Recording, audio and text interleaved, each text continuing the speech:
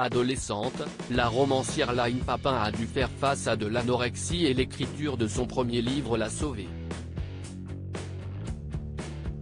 Présente sur le plateau de Ça commence aujourd'hui, elle est revenue sur cette difficile période. Sur le plateau de Ça commence aujourd'hui, il est possible de découvrir de terribles histoires comme de formidables. Ce vendredi 20 janvier, le thème de l'émission était consacré au pouvoir des mots et Faustine Bollard recevait 3 jeunes qui ont fait de leur talent une force.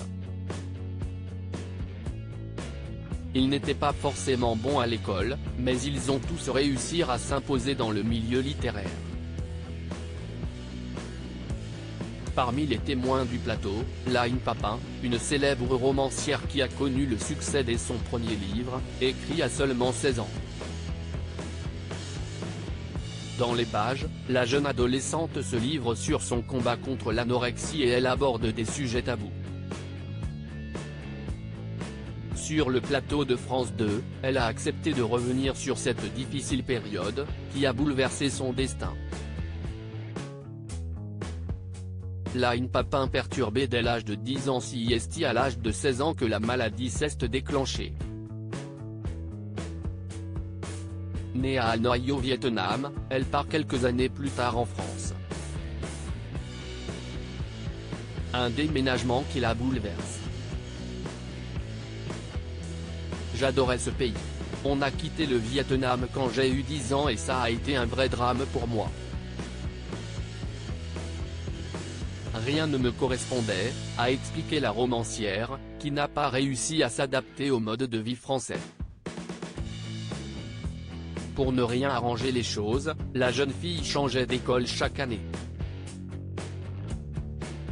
Au moment de passer au lycée, ça ne m'intéressait plus.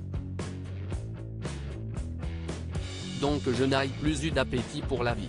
Ça fait que j'ai arrêté de me nourrir, a expliqué Line Papin. C'était plus un désintéressement de la vie, j'ai traversé l'anorexie pendant 1 an. Mais ce n'était pas une anorexie sur l'image de soi, c'était plus un désintéressement de la vie, a expliqué Line Papin qui, à cette même époque, écrivait son premier livre, L'éveil. L'écriture a été quelque chose de vital. Ce n'était plus simplement quelque chose pour m'amuser ou pour me faire plaisir, c'était devenu de l'ordre de la nécessité, a conclu la romancière. Dans son combat pour aller mieux, elle a pu compter sur les mots, mais aussi sur le soutien de son ex-mari, Marc Lavoine. Le chanteur l'aurait poussé à explorer son passé pour comprendre son mal-être. Conseil qu'elle a suivi et ses autres livres, biographiques, ont été de véritables succès.